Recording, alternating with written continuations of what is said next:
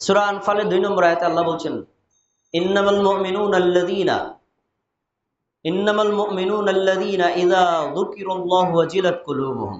সত্যিকারের মুমিন তারা যাদের সামনে আল্লাহর স্মরণ করানো হয়, আল্লাহর জিকির করা হয়, আল্লাহর সম্পর্কে কথা বলা হয়, তখন আল্লাহর সম্পর্কে শোনার পরে তাদের অন্তর কেঁপে ওঠে।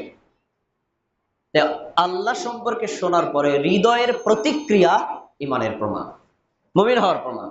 2 নম্বর, ওয়াইযা তুলিয়াত আলাইহিম আয়াতুহু যাদাতুহুম ঈমানা। মুমিনদের আরেকটি লক্ষণ হলো যখন তাদের সামনে কোরআনের আয়াত তেলাওয়াত করে শোনানো হয়, কোরআনের আয়াত শুনলে তাদের ঈমান আরো বেড়ে যায়। আগে ছিল যতটুকু তার চেয়ে বাড়ে।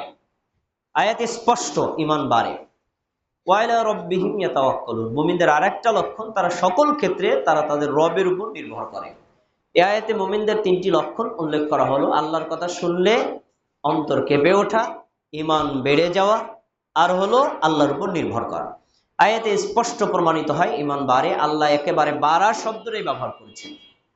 এবার আরেকটি চমৎকার ঘটনা শুনুন। হানজালা রাদিয়াল্লাহু তাআলা আনহু একদিন বাড়ি থেকে বের হলেন। আবু বকর রাদিয়াল্লাহু আনহুর সাথে সাক্ষাৎ। এই ঘটনা বর্ণিত আছে সহিহ মুসলিমে। আবু বকর রাদিয়াল্লাহু আনহু বললেন, হানজালা কেমন আছেন? হানজালা বললেন, হানজালা তো মুনাফিক হয়ে গেছে।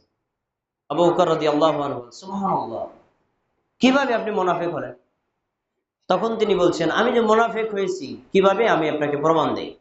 আমরা যখন রাসূলের দরবারে থাকি, রাসূলের নিকটে থাকি, তার কথা শুনি, তার হাদিস শুনি, তার বয়ান শুনি, তার প্রতিক্রিয়া যখন আমাদের কাছে আসে, তিনি যখন জান্নাত সম্পর্কে, আখিরাত সম্পর্কে, জাহান্নাম সম্পর্কে আমাদের কাছে বর্ণনা দেন, তখন সেটা শুনলে আমাদের বিশ্বাস এত উচ্চ স্তরে পৌঁছে যায়, মনে হচ্ছে নিজের চোখ দিয়ে জান্নাত দেখতে পাচ্ছি। সুবহানাল্লাহ, মনে হচ্ছে জাহান্নাম দেখে ভয় বিগলিত হয়ে যাচ্ছি। কিন্তু রাসূলের দরবার থেকে যখন আমরা বাড়িতে চলে যাই, আমাদের স্ত্রী, আমাদের সন্তান, আমাদের পরিবার, আমাদের কর্মক্ষেত্র ইত্যাদির সাথে যখন মিশে যাই, তখন ওই যে ঈমানের উচ্চ স্তর, ঈমানের বৃদ্ধির স্তর, আর সেটা থাকে না। তখন আমরা ভুলে যাই, দুনিয়াবি কর্মে মত্ত হয়ে যাই। আমরা সন্তান সন্ততি স্ত্রীদের প্রতি আমরা আকৃষ্ট হয়ে পড়ি। তা এটা তো মুনাফিকের লক্ষণ। রাসূলের দরবারে একরকম, বাইরে গেল ভিন্ন রকম, মুনাফিকের লক্ষণ না। এই জন্য আমি বলছি হানজালা মুনাফিক হয়ে গেছে। আবু বকর রাদিয়াল্লাহু আনহু বলেন, তাহলে তো ওই অবস্থা আমারও, চলো আমরা রাসূলের দরবারে যাই। দুজনেই আল্লাহ রাসূলের কাছে গিয়ে বললেন, আল্লাহ রাসূল, আমাদের এই অবস্থা। রাসূল সাল্লাল্লাহু আলাইহি ওয়াসাল্লাম তাদের কথা শুনে বললেন, শোনো, আমার কাছে থাকতে তোমাদের ঈমানের যে অবস্থা হয়, 24 ঘন্টা সব সময় যদি তোমাদের এই অবস্থা থাকতো না, তাহলে তোমরা রাস্তায় চললে ফেরেশতারা তোমাদের সাথে মুসাফা করতো। সুবহানাল্লাহ। তোমরা বাড়িতে থাকলে, বিছানায় থাকলে তোমাদের সাথে দেখা করতে ফেরেশতারা যাইত। তাহলে হাদিসে কি বোঝা গেল? রাসূল সাল্লাল্লাহু আলাইহি ওয়াসাল্লামের নিকটে থাকতে ঈমান সর্বোচ্চ স্তরে পৌঁছে যায়, ঈমান বাড়ে। আর যখন আমরা পারিবারিক কর্মে অথবা ব্যবসায়িক কর্মে, দুনিয়াবি কর্মের দিকে ধাবিত হই, তখন আমাদের ঈমান কমে যায়। হাদিস স্পষ্ট প্রমাণিত হলো ঈমান বাড়ে এবং কমে।